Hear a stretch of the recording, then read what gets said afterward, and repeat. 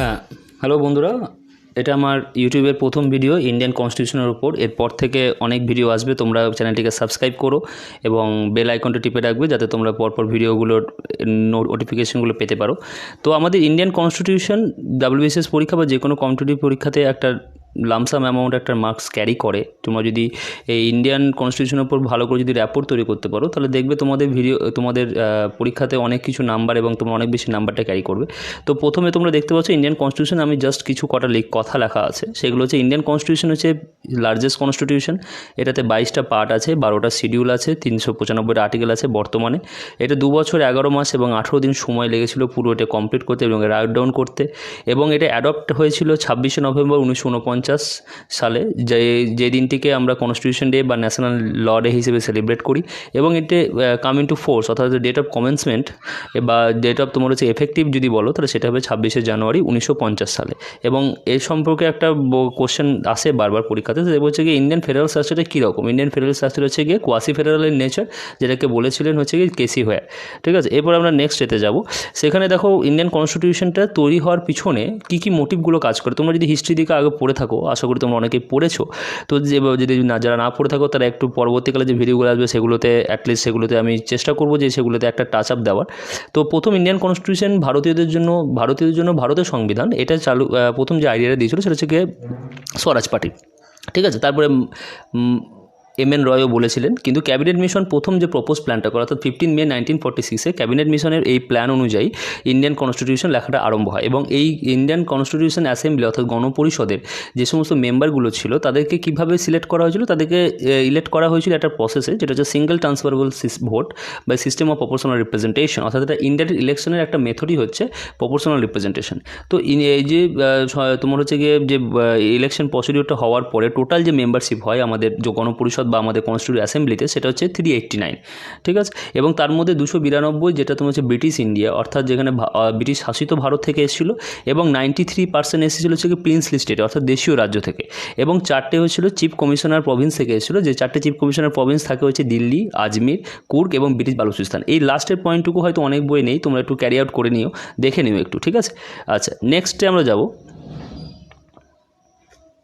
আমাদের Indian constitution যেটা গণপরিষদের প্রথম যে মিটিংটা হয়েছিল সেটা হয়েছিল 9 ডিসেম্বর 1946 এবং এর লাস্ট সেশন হয়েছিল 26শে জানুয়ারি 1950। এবং এর মধ্যে মোট 11টা অধিবেশন বসে, যেটা আমার এখানে স্কিপ করে গেছি আমি, তোমরা একটু লুক ডাউন করে নিও।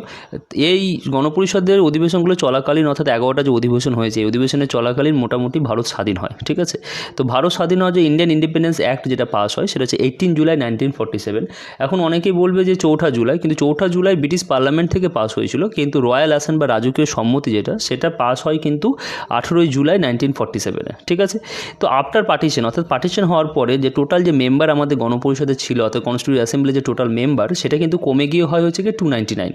ঠিক আছে, এবং প্রথম যে অস্থায়ী সভাপতি নির্বাচিত হয় বা ইন্টারিম প্রেসিডেন্ট যে নির্বাচিত হন তিনি হন ডক্টর সচ্চিদানন্দ সিং, এবং পরবর্তীকালে ডক্টর রাজেন্দ্র প্রসাদ আজ পার্মানেন্ট প্রেসিডেন্ট হিসেবে নিযুক্ত হন, এবং হচ্ছে গিয়ে AC মুখার্জি বা হচ্ছে গিয়ে হরেন্দ্র কুমার মুখার্জি তিনি হচ্ছে গিয়ে ভাইস প্রেসিডেন্ট নিযুক্ত হন।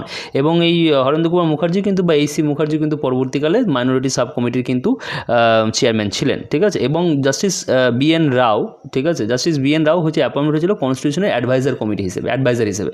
এবং একটা জিনিস তোমাদের বলে রাখি, BN রাও কিন্তু একটা টাইমে যে ইউনাইটেড নেশন সিকিউরিটি কাউন্সিল আছে সেই কাউন্সিলে কিন্তু প্রেসিডেন্ট হিসেবে তিনি কিন্তু ছিলেন।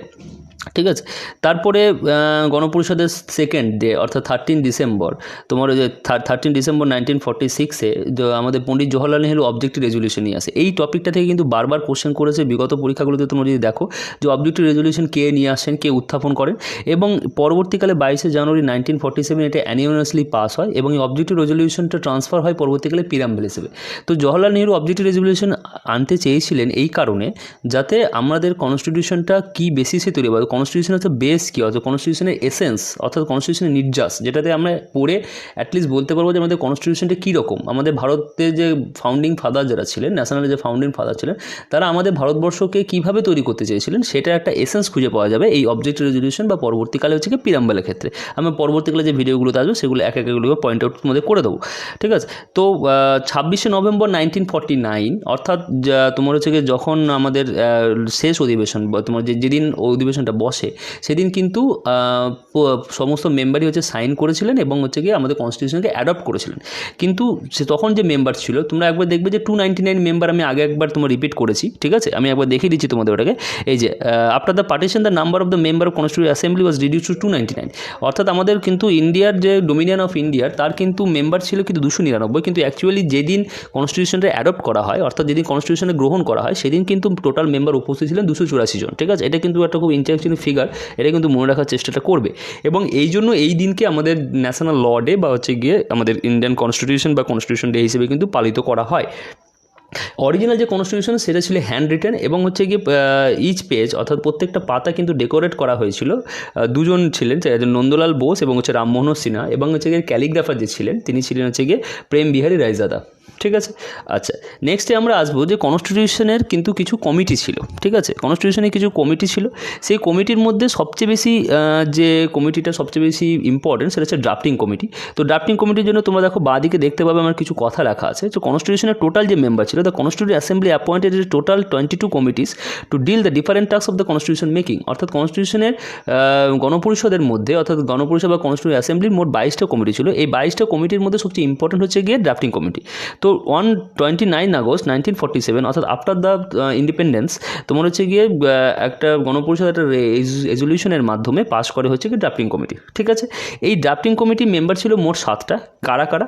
আল্লাদি কৃষ্ণস্বামী আয়ার ছিলেন, এন গোপালাস্বামী আয়েঙ্গার ছিলেন, বি.আর. আম্বেদকর ছিলেন, কে মুন্সি ছিলেন, মোহাম্মদ সাদাতুল্লাহ ছিলেন, বি.এল. মিত্তা ছিলেন, ডিপি খৈতান ছিলেন। পরবর্তীকালে দুজনের একজন মারা যান এবং একজন এগেনস্টে অ্যালিগেশন আছে বলে ওরা কিন্তু পরবর্তীকালে রিপ্লেস হয়।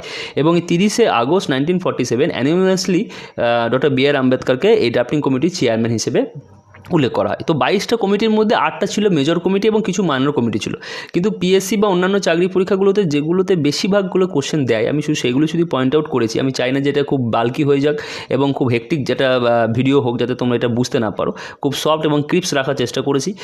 তো ড্রাফটিং কমিটির মেম্বার ছিলেন হচ্ছে গিয়ে, চেয়ারম্যান ছিলেন হচ্ছে doctor B.R.. Ambedkar. Fundamental rights sub কমিটির জেবে কিপালিনি। আর যদি বলে যে ফান্ডামেন্টাল রাইটস কমিটির কে ছিলেন, তাহলে হচ্ছে গিয়ে আচার্য বল্লভভাই প্যাটেল। আচ্ছা, মাইনরিটি সাব কমিটি ছিলেন এইসি মুখার্জি। এইসি মুখার্জি কিন্তু আবার ভাইস প্রেসিডেন্টও ছিলেন। আর হাউস কমিটি মেম্বার ছিলেন হচ্ছে পট্টবি সীতারামাইয়া এবং অর্ডার অফ বিজনেস কমিটি ছিলেন হচ্ছে কে এম মুন্সি। আর একটা কোশ্চেন তোমাদের এখানে বলে রাখি, যে আমি আগেও ওটা আলোচনা করেছি, সেটা হচ্ছে গিয়ে তোমার বি.এন. রাও, অর্থাৎ বি.এন. রাও ছিলেন হচ্ছে কনস্টিটিউশনাল অ্যাডভাইজার, ঠিক আছে। আচ্ছা, নেক্সটে আমরা যাব যে কনস্টিটিউশনে কিন্তু আমাদের যে ইন্ডিয়ান কনস্টিটিউশন যেটা লেখা হয়েছে তার কিন্তু মেন যে ব্লু প্রিন্ট, অর্থাৎ তার যে মেন যে ভিত্তি বা নকশা যেটা বলতে পারো, সেটা কিন্তু 1935 গভর্নমেন্ট অফ ইন্ডিয়া অ্যাক্ট, ঠিক আছে। তার আগে পরবর্তীকালে কিছু অ্যাক্ট ছিল, যেমন 1919 তোমার হচ্ছে গিয়ে Montagu Chelmsford act, 1909 Morley Minto reforms, 1773 charter act, council act, এগুলো অনেকগুলো আছে, সেগুলো নিয়ে পরবর্তীকালে ভিডিও আসবে। কিন্তু আপাতত জেনে রাখো যে কনস্টিটিউশন আমাদের কোন কোন জিনিসগুলো কোন কোন জায়গা থেকে মোটামুটি ওরা অ্যাডপ্ট করেছে বা হচ্ছে গিয়ে গ্রহণ করেছে, ঠিক আছে, বা সোজা কথা বলে কপি টু বুক করেছে। তো দুটো নেশনের সবচেয়ে বেশি ইনফ্লুয়েন্স দেখা যায়, সেটা হচ্ছে কি ইউনাইটেড নেশনস, ইউনাইটেড স্টেট এবং হচ্ছে ইউনাইটেড কিংডম।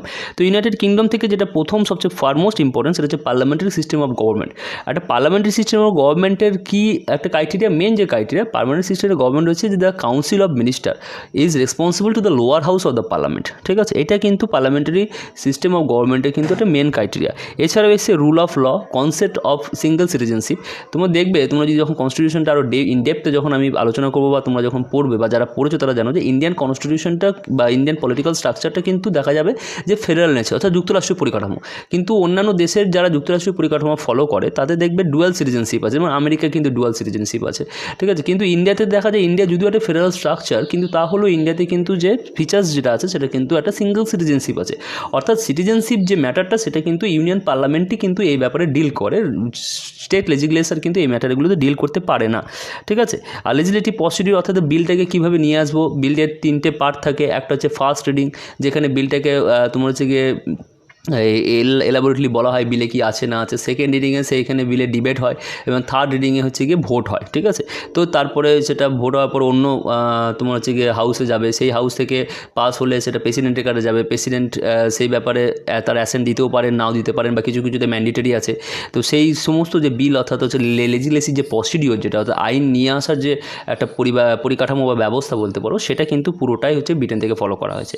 আচ্ছা, এখানে ইউনাইটেড স্টেটস থেকে নেওয়া হয়েছে বিল অফ রাইটস, বা যেটাকে তোমরা ফান্ডামেন্টাল রাইটস বলতে পারো। তারপর হচ্ছে federal structure of government, electoral college, independent of judiciary from the executive, তারপরে president as the commander chief of the arm force এবং equal protection under the law. আচ্ছা, এই যে আর্টিকেল 14 অর্থাৎ হচ্ছে গিয়ে equal protection under law and then equal status by the law যেটা তোমার আছে আর্টিকেল 14-এ, সেটার কিন্তু হচ্ছে গিয়ে মানে তোমার অ্যাডপ্ট করা হয়েছিল কিন্তু ইউনাইটেড স্টেটসের কনস্টিটিউশন থেকে, ঠিক আছে।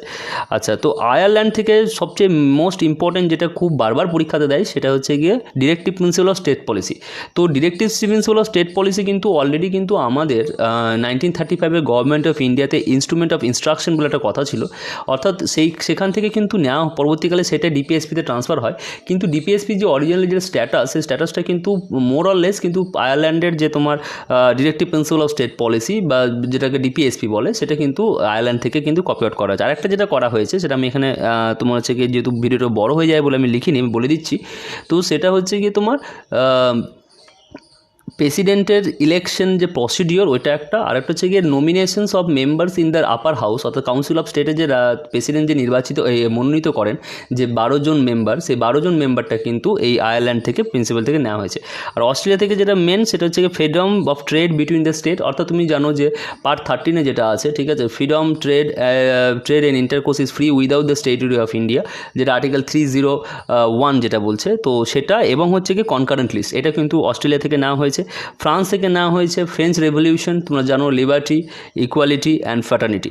তো লিবার্টি, ইকুয়ালিটি, ফ্যাটার্নিটি যে ফ্রেঞ্চ রেভলিউশন থেকে কিন্তু পিএসসির একটা ইম্পর্টেন্ট টপিক বারবার কোশ্চেন করে, হয় বাস্তিল দুর্গের পতন কখন জিজ্ঞেস করে কখন হয়েছিল 1789-এ, আবার তোমার জিজ্ঞেস করে যে টেনিস কোর্টের ওথ বা শপথ কার সঙ্গে জড়িত, সবই কিন্তু ফরাসি বিপ্লব বা ফ্রেঞ্চ রেভলিউশনের সঙ্গে যুক্ত।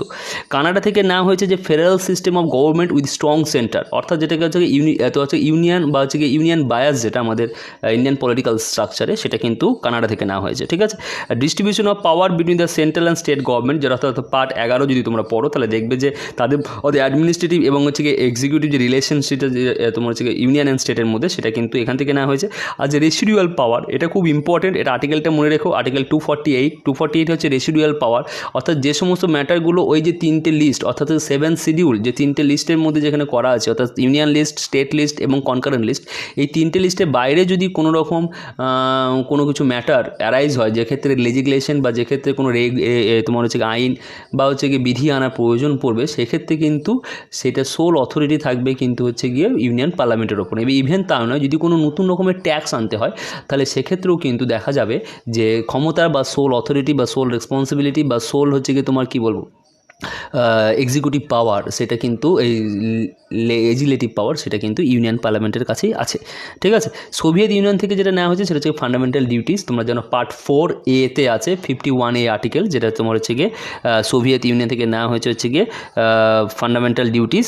এবং এমার্জেন্সি প্রভিশন যেটা নেওয়া হয়েছে সেটা হচ্ছে গিয়ে ওয়েমার, অর্থাৎ জার্মানি যে ওয়েমার কনস্টিটিউশন ছিল সেখান থেকে নেওয়া হয়েছে। এবং হচ্ছে গিয়ে আমাদের ইন্ডিয়ান কনস্টিটিউশনকে অ্যামেন্ড করা, অর্থাৎ ইন্ডিয়ান কনস্টিটিউশনকে আমরা যেটা তোমরা হচ্ছে গিয়ে সংবিধানকে যে সংশোধন, সেই যে টোটাল পদ্ধতি, অর্থাৎ 2/3 majority of total vote present and member of present and voting যেটা আছে, এবং তার সঙ্গে আবার কিছু কিছু ক্ষেত্রে হাফ অফ দ্য তোমার হচ্ছে গিয়ে ওদের যে তোমার রেজলিউশন দরকার পড়ে, সেটা কিন্তু পুরোটাই কিন্তু নেওয়া হয়েছে কিন্তু সাউথ আফ্রিকাতে, ঠিক আছে। আচ্ছা, এবার এর বাইরেও কিছু ইম্পর্টেন্ট কি ফ্যাক্ট থেকেও কোশ্চেন করে, আমি চেয়েছি যেটা খুব শর্ট ভিডিওর মধ্যে রাখা যায়, তোমরা খুব অলরেডি খুব সহজে ক্যাচ আপ করে নিতে পারো। তো স্টেট এমব্লেম, আমাদের যেটা ইউনিয়নের স্টেট এমব্লেম, অর্থাৎ তোমরা জানো যে লায়ন ক্যাপিটাল, যেটা অশোকের সারনাথের জায়গা থেকে নেওয়া হয়েছে লায়ন, এবং অ্যাডপ্ট করা হয় হচ্ছে গিয়ে 26শে জানুয়ারি 1950। দেখে রাখবে যে জনগণ মন অধিনায়ক যে গানটা আমাদের, অর্থাৎ ন্যাশনাল যে অ্যানথেম, ন্যাশনাল অ্যানথেমটা কবে অ্যাডপ্ট করা হয়েছে এবং এর টোটাল যে ডিউরেশন যেটা 52 সেকেন্ড, সেটা দেখে রাখবে। এবং এটা প্রথম যেটা গাওয়া হয় সেটা হচ্ছে 1911 খ্রিস্টাব্দের কলকাতা অধিবেশন। আর এর ক্ষেত্রেও কিন্তু একটা ইন্টারেস্টিং ফ্যাক্টর, যেটা আমাদের ন্যাশনাল সং, অর্থাৎ হচ্ছে গিয়ে বন্দে মাতরম, সেটাও কিন্তু ওই 1896, ওটাও কিন্তু ক্যালকাটা অধিবেশনেও কিন্তু ওটাকেও তোমার করা হয়েছিল, প্রথম গাওয়া হয়েছিল গানটা। এবং এটা পরবর্তীকালে বঙ্কিমচন্দ্রের যে আনন্দমঠ উপন্যাস আছে, তো সেই উপন্যাসে কিন্তু এটা নিজেকে দেখা দিয়েছিল সেই জায়গায়, সেটা হচ্ছে কি আনন্দমঠ, যেটা পাবলিশ হয়েছিল 1882-তে, ঠিক আছে। তো এই জিনিসগুলো একটু দেখে রাখবে যে কবে কোনটা অ্যাডপ্ট হয়, ঠিক আছে। তো স্টেট এমব্লেমটা 24শে জানুয়ারি অ্যাডপ্ট হয়, কিন্তু জনগণ মন অধিনায়ক এবং হচ্ছে গিয়ে যেটা আমাদের ন্যাশনাল অ্যানথেম এবং ন্যাশনাল সং, সেই দুটোই কিন্তু অ্যাডপ্ট হয় হচ্ছে গিয়ে তোমার একদম 24শে জানুয়ারি, অর্থাৎ যেদিন আমাদের কনস্টিটিউশনের শেষ অধিবেশন বসেছিল। আমাদের কনস্টিটিউশন টোটাল অধিবেশন বসেছিল 11টা। প্রথম হচ্ছে 9 ডিসেম্বর 1946, হচ্ছে গিয়ে শেষটা একদম, সেটা হচ্ছে গিয়ে 24শে তোমার হচ্ছে গিয়ে জানুয়ারি হচ্ছে গিয়ে 1950। ঠিক আছে, টোটাল 11টা অধিবেশন বসেছিল। তো আশা করি তোমাদের ভিডিওটা খুব ভালো লেগেছে, তোমাদের কাজেও লাগবে আশা করি। পরবর্তীকালে অনেক ভিডিও নিয়ে আসবো পরপর, শুধু কনস্টিটিউশন নয়, সমস্ত সাবজেক্টের ওপর, যেগুলো তোমাদের হেল্প করবে পরীক্ষাতে। আর চ্যানেলটিকে অবশ্যই সাবস্ক্রাইব করো। যদি ভিডিওটি ভালো লাগে অবশ্যই লাইক করবে এবং তোমাদের বন্ধুবান্ধবদের গ্রুপের মধ্যে অবশ্যই শেয়ার করবে। এই আশা রেখে শেষ করছি। খুব তাড়াতাড়ি দেখা হচ্ছে। Stay tuned.